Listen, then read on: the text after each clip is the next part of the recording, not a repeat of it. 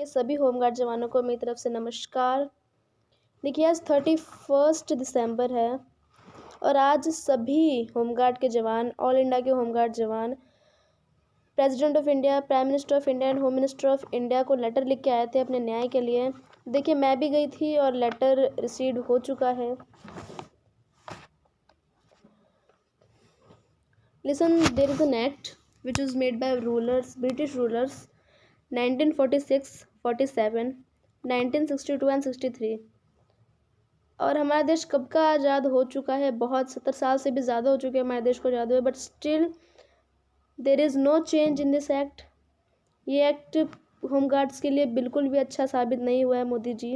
हम कह भी नहीं सकते ये एक्ट अच्छा है, बट फिर भी यहाँ 70 साल से भी ज़्यादा हो चुका है और हमारे देश के होमगार्ड के जवान जितने भी हैं इस एक्ट को फॉलो करते आ रहे हैं, इसके रूल्स को तब भी करते आ रहे थे, अब भी करते आ रहे हैं।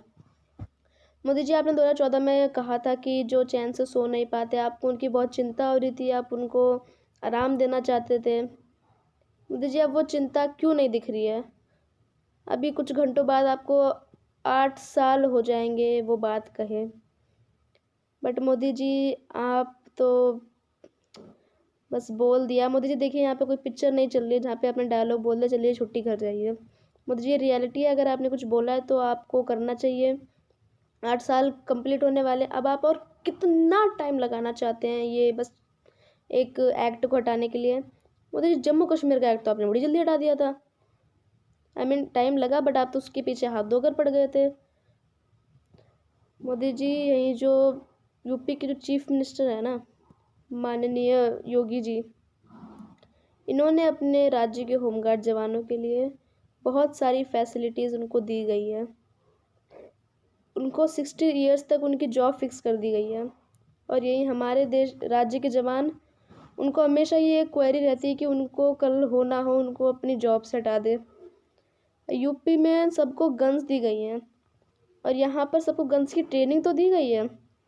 यहाँ पे इनकी रेसिंग कराई गई थी, गन्स ट्रेनिंग कराई गई थी, मेडिकल हुआ था, फिजिकल हुआ था, एग्ज़ाम्स हुए थे, सारे काम एकदम पुलिस ऑफिसर की तरह हुए थे, फिर भी ये लोग स्वयं सेवक के दायरे में आते हैं। मोदी जी पुलिस ऑफिसर कर्मचारी और ये स्वयं सेवक क्यों? और इनका जो सैलरी है वो दिहाड़ी क्यों? ये सवाल है।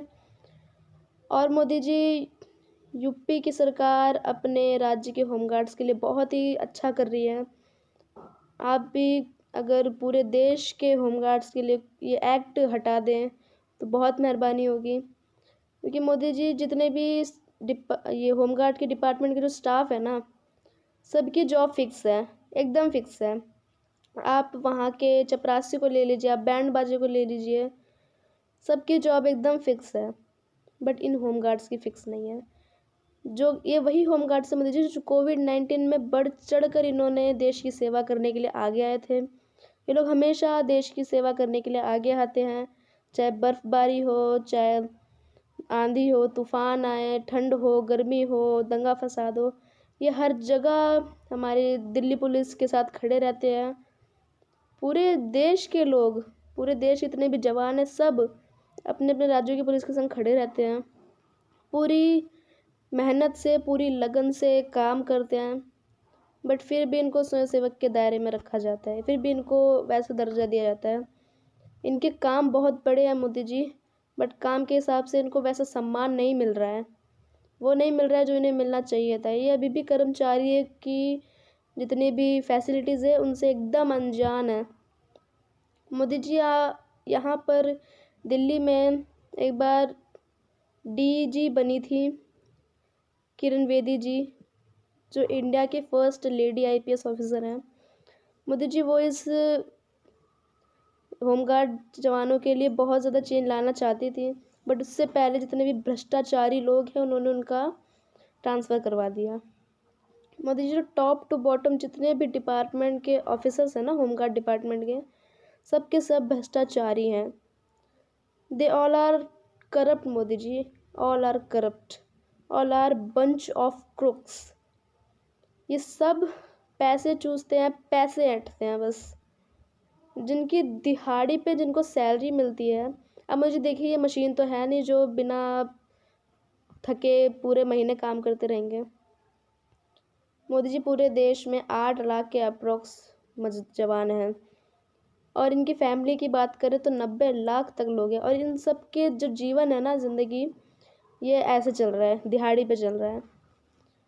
अब मोदी जी, उसमें भी अगर डिपार्टमेंट के ऑफिसर्स पैसा लेंगे तो इनका कैसे जीवन चलेगा। मोदी जी, आप ही का नारा था बेटी बचाओ बेटी पढ़ाओ। मुझे आपको क्या लगता है कि इनकी बेटियां नहीं हैं?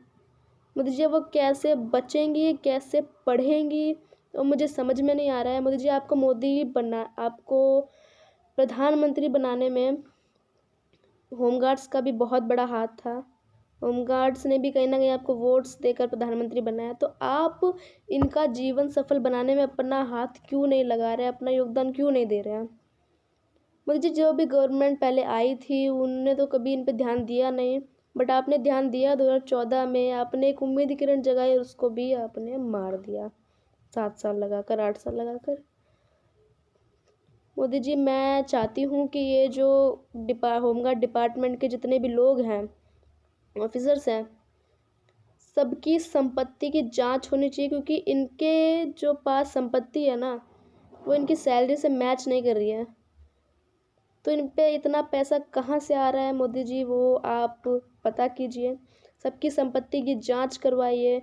और अगर ये जांच नहीं हुई तो मैं खुद रिटर्न में एक स्पेसिफिक लेटर लिखकर आपको महामहिम राष्ट्रपति जी को और इनकम टैक्स डिपार्टमेंट में देकर आऊँगी।